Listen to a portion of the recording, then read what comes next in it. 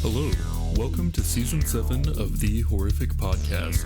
We're two friends who live in different places but share a love for scary movies.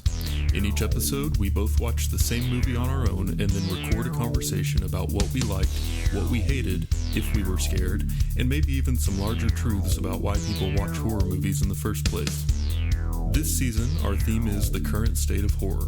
We'll be watching 20 or so movies from the last couple of years, reviewing them like normal, and then also talking about some of the larger trends we see. If you want to see the list and follow along, check out our website at thehorrific.com. Thanks for joining us, and we hope you enjoy the episode.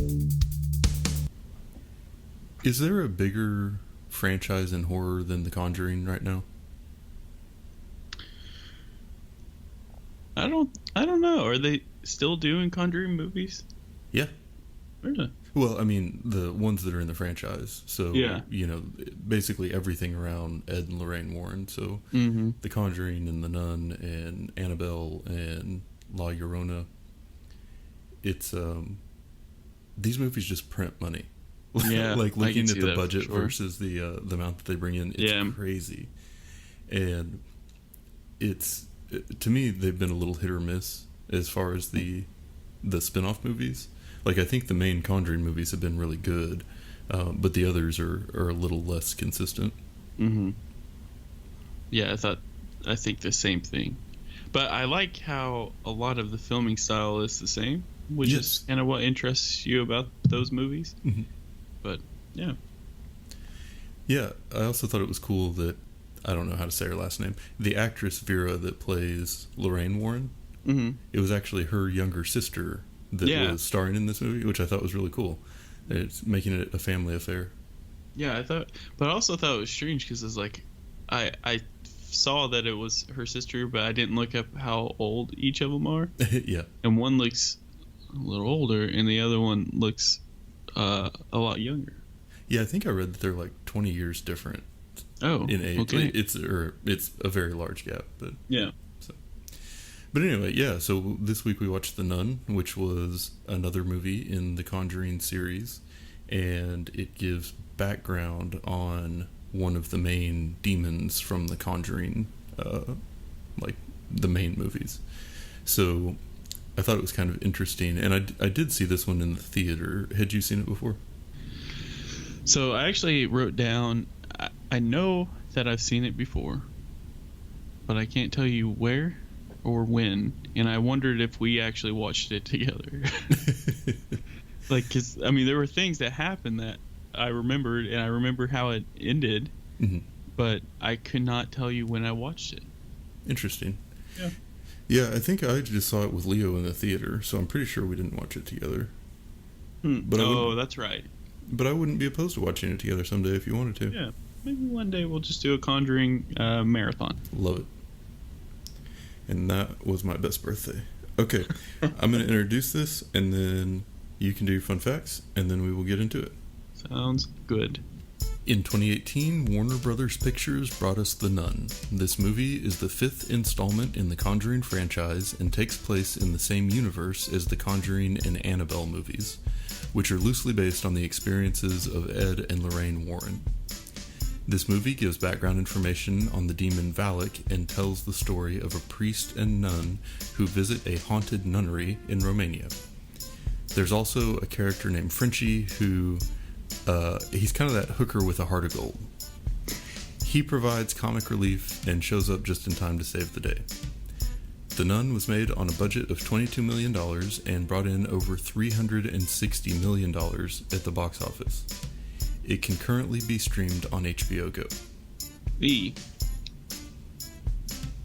So, the demon Valak? Yeah. Is technically a true story. So the name Valak comes from, like, mythology. The character of Valak in the movie is not the Valak in the form of a small child with wings riding on a horse. The Conjuring character was changed to become a ghost based off of a story by Lorraine Warren, who experienced being haunted by a ghost in a veil. I guess it's kind of a true story. And then I got one more fact. filming in churches is forbidden in Romania, which is where they film part of this. So the crew set to building what they needed. So they basically built the inside, I guess, of a church to provide production designer Jennifer Spence with reference. Hardy took measurements and photos of the church in the village where he grew up in Sussex, on location at the Gothic Renaissance Castle Corbin in Hundora. Spence created a faux entrance against one of the battlement walls. So a lot of words. Basically, they just had to build the church to film inside of. Well, and I feel like in last week's movie, they had to build a lot of churches so they could burn them down. Yeah. Or they just burned down unused ones. I was going to say, I figured that was probably outlawed too. But you would think. Filming, no. Yeah. Burning, thumbs up. Yeah. Yep, so that's all I got. Cool. Yeah, so this one, I got a little bit excited when this movie started. Just because it felt like a pure going for it horror movie. And the last few weeks have been a little bit less that. I mean, as far as like sort of classic horror. Mm-hmm. And so it just felt good, to be back in that beginning of it. And it started with those flashes back to the previous movies. And so you're just like straight in it. Like there's no easing into this movie. It connects you to that world of the Warrens and the hauntings and everything before transitioning to a different story. And that's kind of like cashing in on those horror feelings that they've already established with the previous movies. And I thought they did an effective job of picking just enough scenes from those previous movies that it felt connected and kind of jogged your memory on what happened. Yeah, I feel like with this movie, like there's no like horror or thriller horror, mystery horror, whatever. Like they're just going straight for horror. Yes. And I definitely appreciated that. And I gotta say though, like I think that the beginning shots of the nun was a little bit more creepy than the rest of the movie though. It's because it's those eyes, man. Ugh. I feel like you've been reading my notes. Because I get Sarah to send them to me. You've been snooping on them? Yeah. No, but that was like one of the first things I had was how we've talked, I mean, over the years a number of times about how a sort of standard formula for a horror movie is to open with the super intense, scary beginning scene to set the mood. Right. And then kind of like restarting the story after that. But by doing it, it gives you time to like build the story and establish the characters and do all that stuff you need to do to make to kind of like hook the audience.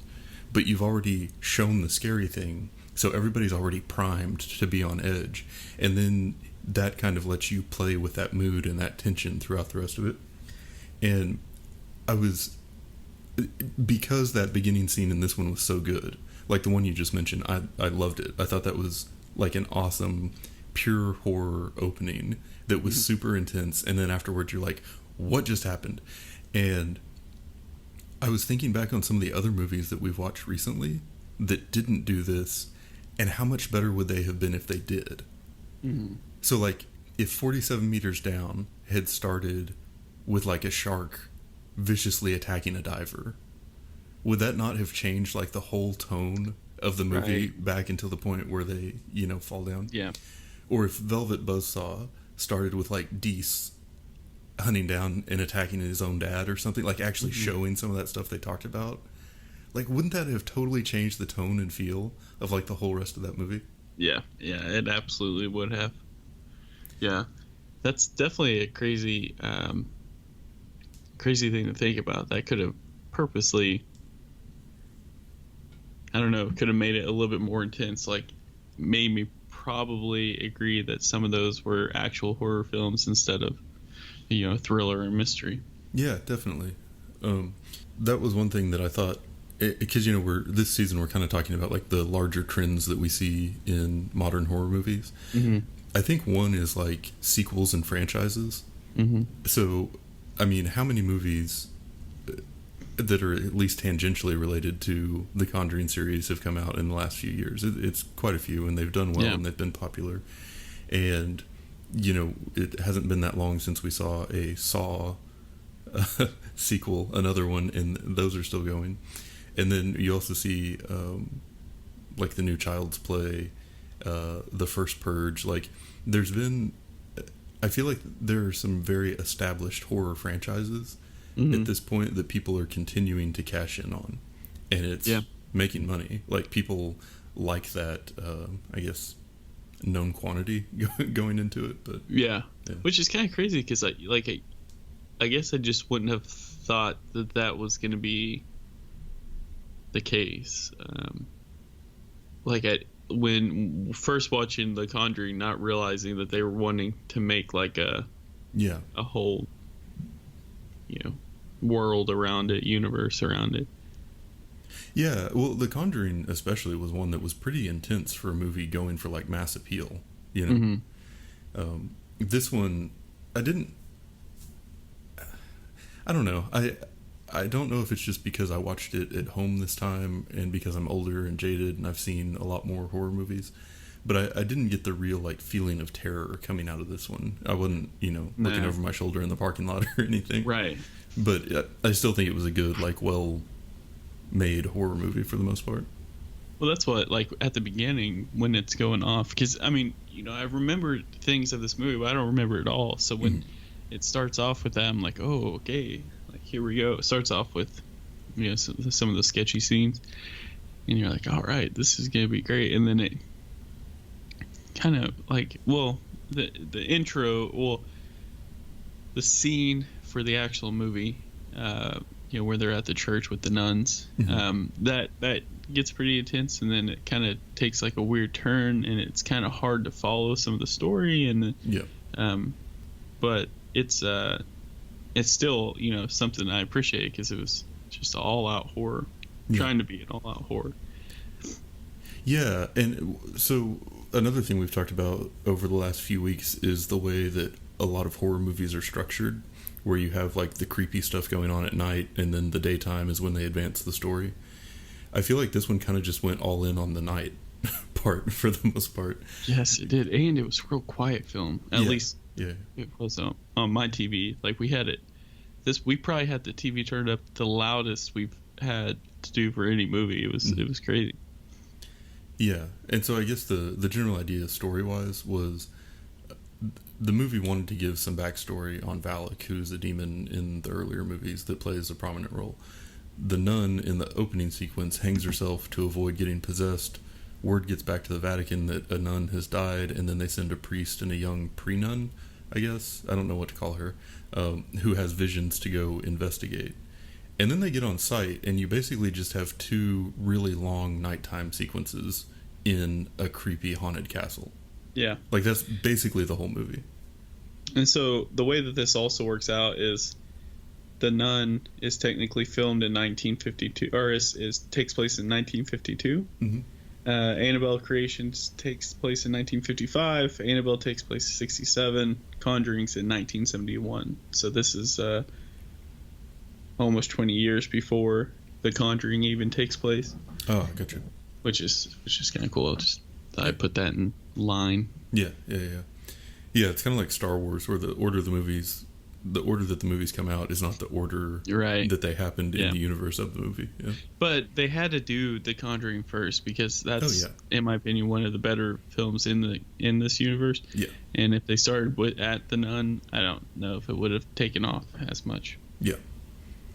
Yeah, and just the ability to make you care about it. So The Conjuring, I feel like, sort of introduced a bunch of things, and, you know, like the Warrens have that room with all the relics and I guess tokens of their previous adventures. And so then you're curious about everything in that room. Like, they could do a movie about just about anything in there, and it would be interesting just because you're already kind of like pulled into that world. Yeah, I wonder if that's the direction they'll go. I mean, because I can't see it stopping. No. Stop making. I mean, because this all started in 2013. It's only been 7 years, and they're making a crap ton of money on most movies that they're putting out. Yeah. I mean, even like Curse of La Llorona, I think that was like a $10 million budget, and it made like $100 million. So if you're getting 10x your budget, you're going to keep making those movies until that ratio goes down. I mean, that's, but...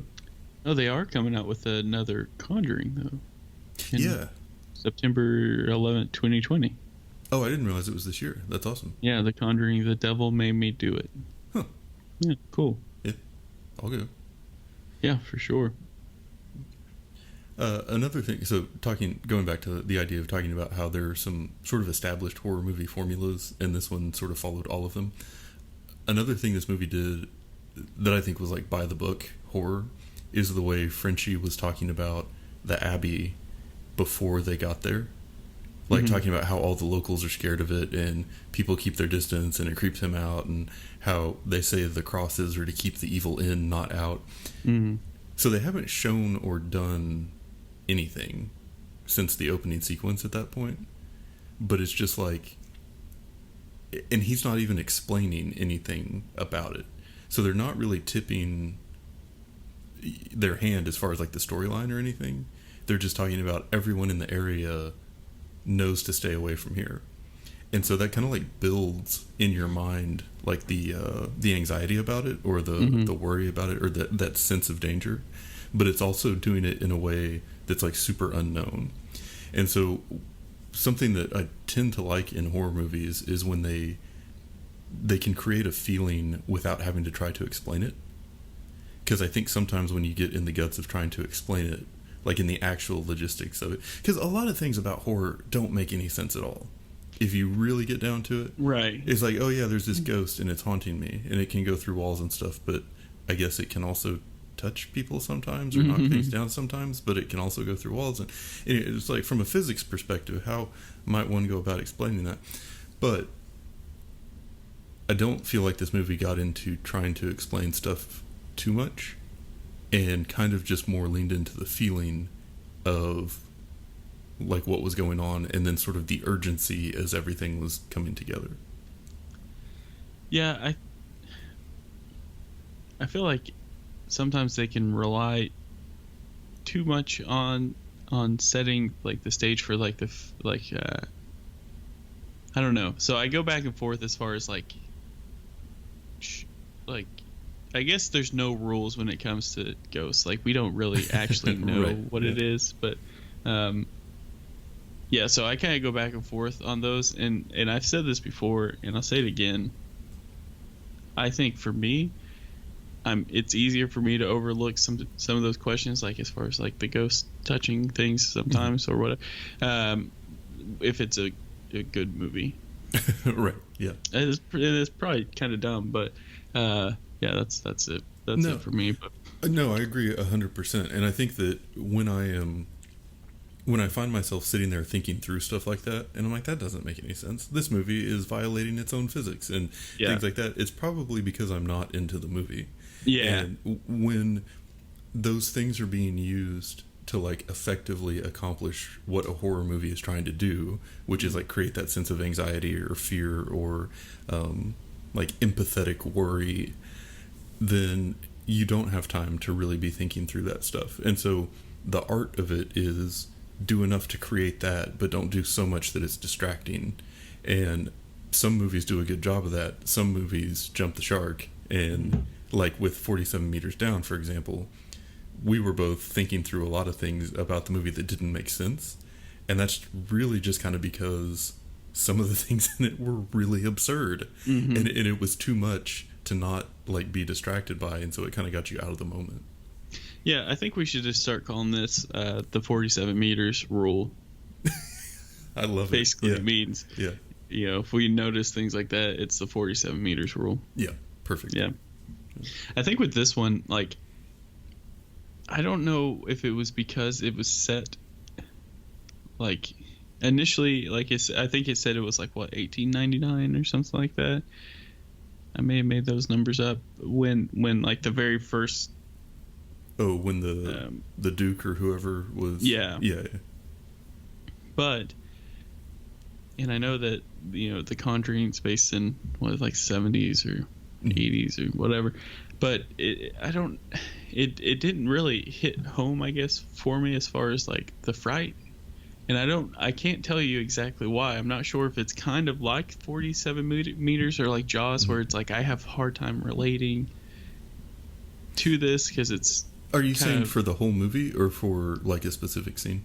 I would say the whole movie. Okay, so I wanted to ask you about this too because I have a theory on it, and I feel the same way with like The Nun and some other movies that we've seen recently that I'm having a hard time remembering the names of. But it's almost like maybe a good example would be the new Pet Sematary, where to me it almost crosses the line into feeling more like an action movie than a horror movie. Oh, okay, yeah. And I feel like it's almost like a maybe a pacing type thing, or maybe it's just a way they I can see like it being build pacing the feeling for of it too. Yeah. But it's just, for me, like with this one we talked about, it's basically 2 long nighttime haunting sequences, right? And the second one, it was just so one thing after another after another after another that it was like adventure, and it kept my attention and I was paying attention. But it didn't feel like that sort of building sense of dread underneath it that is what I'm kind of looking for in a horror movie. Is that kind of how you feel too? Yeah, same, for sure. I think I think there were a couple things to this movie that kind of, in my opinion, hurt it from my perspective. I felt like the storyline was kind of weird. Like I get it, finding the nun, them sending someone out, but it just seemed like it was like that was it, and now we're getting haunted at this place, and that's it, I guess. I don't know. It just didn't really make a ton of sense, I guess. Like it was kind of almost like, the best way I can explain it is blocky. Like the movie almost seemed like a little blocky, say a little bit of the intro, right? And then you had another block the next night, and the other block, and it seemed like the flow was a little weird for me personally. Yeah. But I mean, there were scenes in it that I think definitely had, horror qualities, like when the priest is talking about Daniel, whoever that guy was that had the snake or whatever. There were definitely horror scenes, but I think when I was thinking Conjuring, I was kind of thinking of like those like the staircase scene. I think it's in Conjuring 2 maybe, or maybe it's Conjuring, where they have the clap game, the family has the clap game, and like that's pretty terrifying. Because like that's something that I didn't get anything like that, which I think I was expecting, which made me a little let down, which then made me kind of look into the whole like the whole storyline, I guess. But I was still happy with it. It's just not my favorite in the Conjuring universe, I guess, is where I'm getting at. Yeah. And to that point, I had kind of a hard time finding a favorite scene from this one, like as far as like a really memorable scene to go back to. Yeah. But I mean, the one I had 4 favorite scenes was when hold on. When Frenchie he walks into the room and all the people are standing there with like a bag over their head. That was mine too. Yeah. That was a really good scene. Yeah. Because that was like, I mean, I just thought in general that was just a good horror scene, because you're like, oh god. Yeah. You're wanting them to run out because you're like, it's not worth it. Yeah. And then all of a sudden they had all those people around them, or all those bodies around them, and it was creepy. Yeah, it was kind of 2 things that I thought were like really good visual elements, and one was all of the nuns with like the blacked out faces. Yeah. And then all of the nuns in like the white dress, but with the like the bloody burlap sacks over the heads, just like frozen and not moving in that room. I thought that was so good. I thought like everything about that, because he walks in and it's just that tension of, there's something bad under one of those bags, but you don't know which one it is, and you're just like waiting for one of them to move, and really that like kind of suspenseful terror feeling. I thought that scene pulled off pretty well. So yeah, it was really creepy. Now, there was another thing I think that kind of threw me off a little bit, and it wasn't like major, and I wasn't thinking about the whole film, but so there's the scene at the beginning where the nun jumps off and she's hanging herself. Yeah. Or she hangs herself, and Frenchie comes up so Frenchie, I don't know, what was the reason why he went to that church in the first place? He was delivering food. Oh. So Frenchie comes up, though, and the dead body that's there looks straight up like a mannequin. Like, it just looked fake to me. Like, the toes even look like you could see where they were attached, like as like they were done in a molding. Yeah. And I was like, man, for a Conjuring film, like, this is kind of disappointing. Yeah. Like, I'm not angry. I'm just let down. Just disappointed. Just disappointed, yeah. I'm just let 47 meters down. Yeah, basically. Yeah. That is one thing that has stood out to me about the movies in the Conjuring franchise. They tend to have some real bad CG. Yeah, I don't know why. And I guess if the budget is only 10 or 20, 30 million, then maybe you aren't booking top talent for that or spending as much time on it. But for movies that this many people see, it's just almost kind of embarrassing with some of them. Right. You would think. But yeah. So there's like the ending, and then there's the ending. Yeah. Like the ending is sort of the culmination of their battle with Valak in the old castle and trying to get him or it sealed back and under control. And I'd mostly forgotten about the ending of this movie, but I did remember leaving the theater and being frustrated, and I couldn't remember why. And in retrospect, I still, like, I've had in my head that this is one of the better, like, spin-off movies. But I also remembered I wasn't happy when I left the theater. Yeah. And then I saw the ending of it and remembered exactly why that was. Like, as far as the second ending, the one with Maurice or Frenchie? No, the previous one. So, were we supposed to believe that she somehow, while the ghost, or demon, or whatever, had its hands around her neck, holding her under the water, she managed to, without it noticing, remove herself from that situation, go to the other side of the pool, take a bite out of the glass egg holding the blood of Christ, return to the thing's hands in the same place under the water, and then spit in its face? Well, duh. Yeah. Yeah. It's just one of the more absurd things I've ever seen in a movie. Yeah, it's crazy. I was like, what just happened? And they even, like, Valak looks at the glass like, what the hell? Yeah. And then she spits it on him. Yeah. She had blood. Like, in her mouth. Like 2,000-year-old blood, too. Yeah. That was curdled. She's definitely got corona. Yeah, for sure. Yeah, for sure. Yeah. But anyway, that was dumb. That was so dumb. That was such a silly weird way like, to... out of all the things they could have done, like, that was kind of strange. They could have just made the glass show up next to her. Yeah, exactly. There were... Which I guess they kind of did, but then it kind of floats off. But yeah. Yeah. Yeah. So then, after that nonsense, was the ending. And that's where the Warrens are talking about Maurice's possession, which is Frenchie. And then I guess they're doing like an exorcism with him, but it leads you to believe that he somehow passed...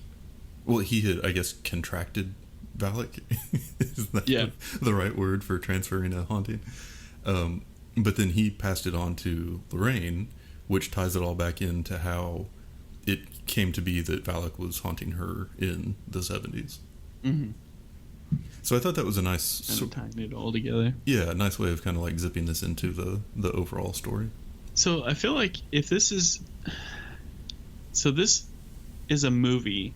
So here's the thing. So this is a movie that they wrote specifically as a prequel in the Conjuring world, right? Yeah.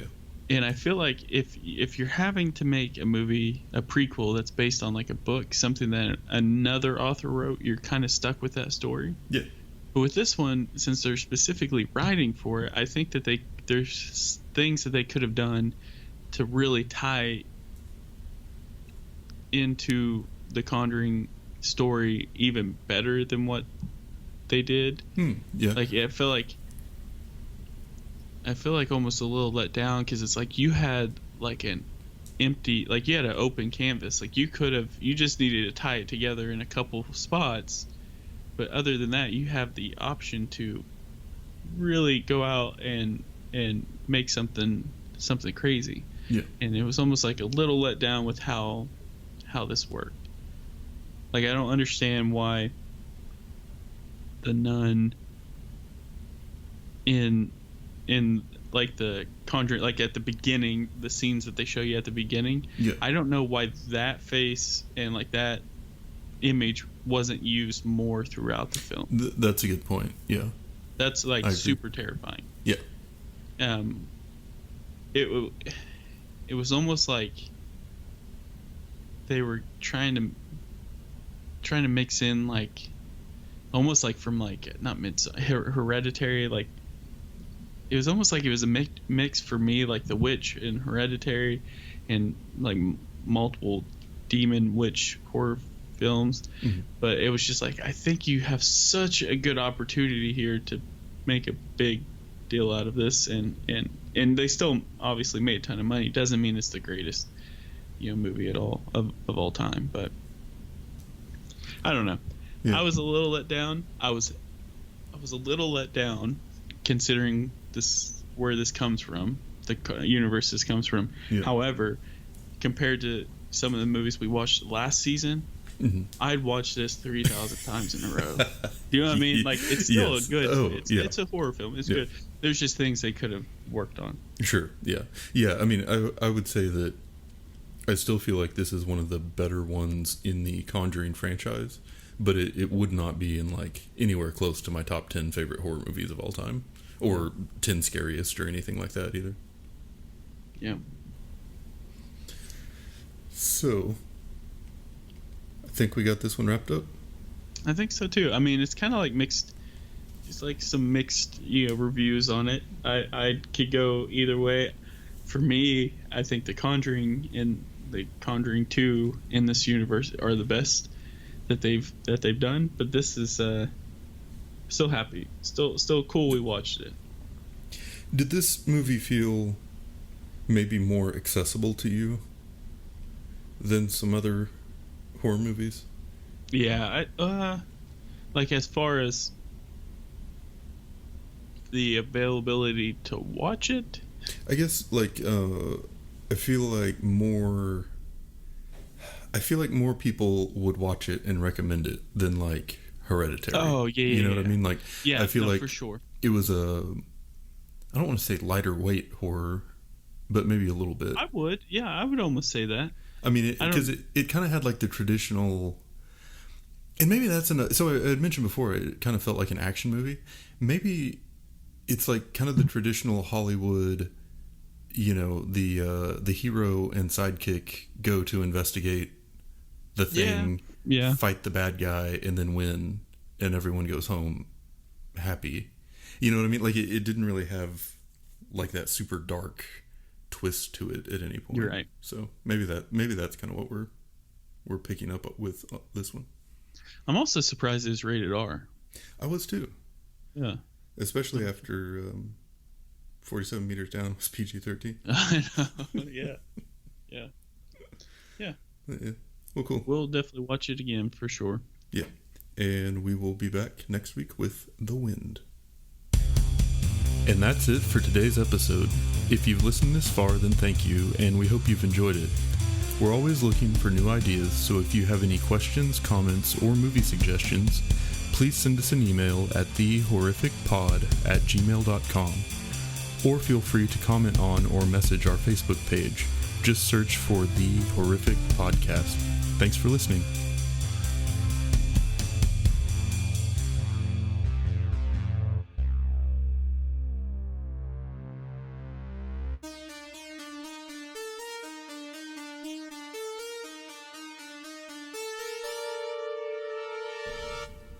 So, do you think that nuns are just witches, but for Jesus? I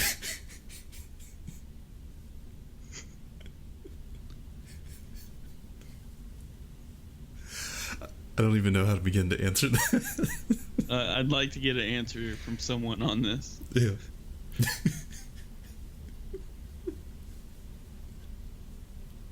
Witches for Christ. Never know.